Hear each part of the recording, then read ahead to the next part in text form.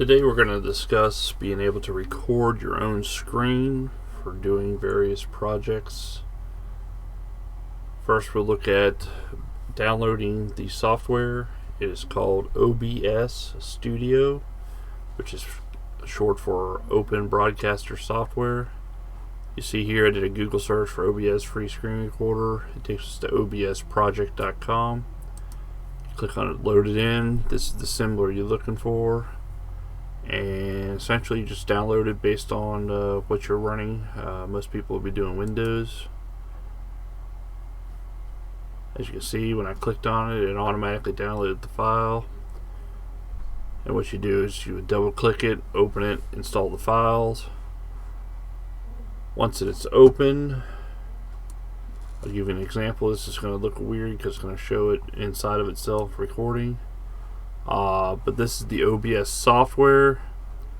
What you'll want to do is make sure you have it set up to capture both your audio and your display.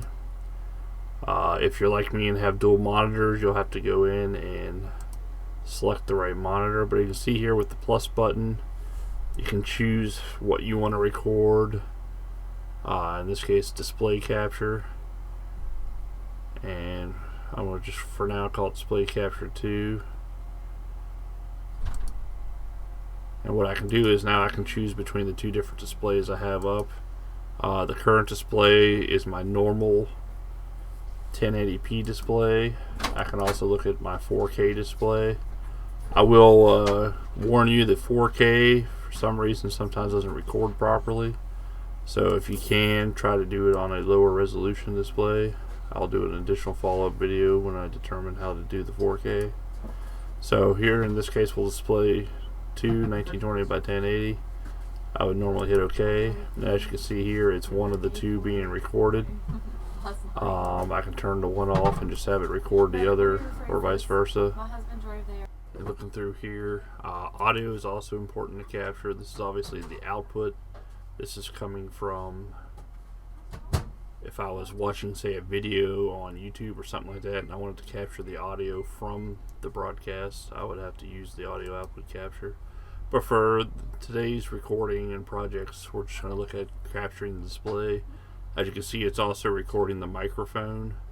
Most laptops will have a microphone included, so it's easy to record via the microphone. If need be, you can also purchase a USB plug-in microphone. And now essentially, as you can see over here, most of this other stuff is pretty straightforward. You don't really have to change anything. The big thing is to stop recording, start recording. What we'll do, obviously right now I'm recording, so it would say start recording. You would click that. That'll start recording the screen that you're in. So if I go back here, it'll be recording this screen right here. Then I can show, for example, go into Craigslist and going through the process of logging in the Craigslist, and step-by-step process. You can talk while you're doing it. You can obviously anything you click on to edit or whatnot, you can go in and show it, publish, and just use it like you normally would, and just know that the OBS software, as long as it says that it is recording and you see it's actually doing the recording. See down here the time, how long it's been recording. Typically we try to keep videos to about I would say 5-10 minutes or less. Once you start getting way up there, you're just going to really start seeing large file size. So once you hit stop recording, it'll save the folder or save the video, and you have to go find this video. The default for it is under your videos.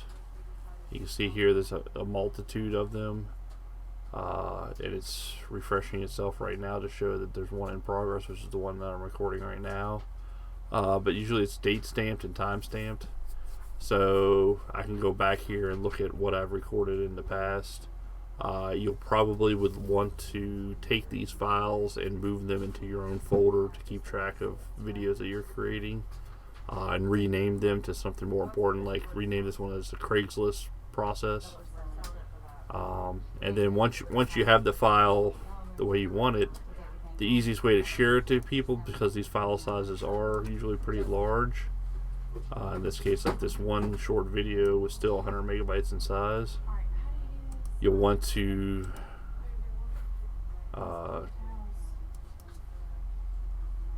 doesn't let you do it from here. You'll want to open up your Google Drive and then drag and drop it into My Drive. And what that'll do is then it'll allow you to share it to whoever you want to share it to via email.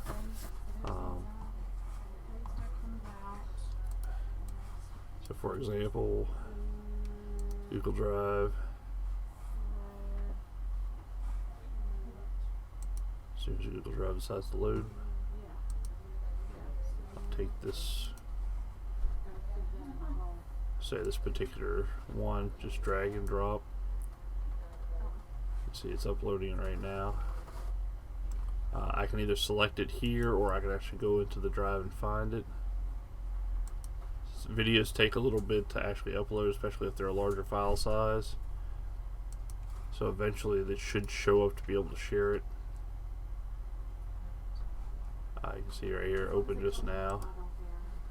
So I can do share, right click share, add a person here to share it, or I can copy the link, and then once I copy the link I can just write a normal email and paste the link into it to share it with as many people as I like.